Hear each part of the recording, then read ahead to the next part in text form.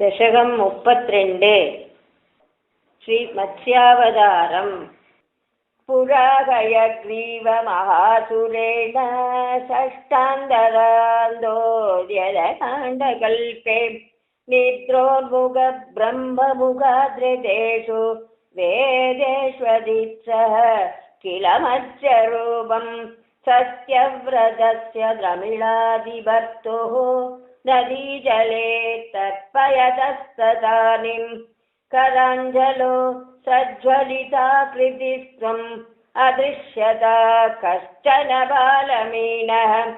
क्षिप्तं जले त्वां चकितं विलोक्य निन्येम्बुपात्रेण मुनिस्वगेहं स्वल्पैरगोपी कलशुं च कूपं वापिं सरश्चान् अशिषे विभोत्वं योगप्रभवाद्भवदाज्ञयैव नीतस्वतस्त्वं मुनिनापयोजिं पृष्टो मुना कल्पदिदिक्षुमेणं सप्ताहमासे वदन्नयासीः प्राप्ते त्वदुक्ते हनिवारिदाता परिप्लुते भूमितले मुनीन्द्रः सप्तर्षिभिः स्वार्धमपारवारिणि उत्पूर्णमानः शरणं ययौ त्वां ददां त्वदादेशकरीमवाप्तां नौरूपिणीमारुरुहुस्तदा ते तत्कम्बकं रेणुजतेषु भूय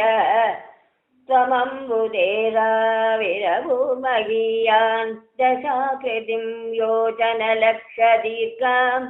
ददानमुच्चे सरदेदं त्वां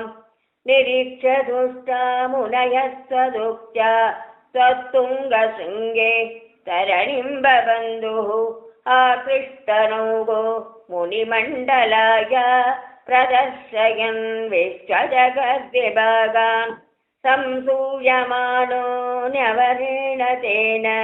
ज्ञानपरं चोपरिजन्नश्चारी कल्पावधौ सप्तमुनिन् पुरोवते प्रस्थाप्य सत्यव्रतभूमिकं तं वैवस्वदाख्यं मनुमाददारः क्रोधाद्भयग्रीवमभिद्रुतो भूः स्वतुङ्गशृङ्गक्षतवक्षसं तं निवात्य दैत्यं निगमान् गृहीत्वा विरिञ्जये प्रीतकृते ददानः प्रपञ्चनाकारभरे प्रभायाः।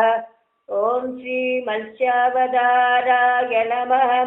सर्वत्र गोविन्दनाम संकीर्तनं गोविन्द गोविन्द।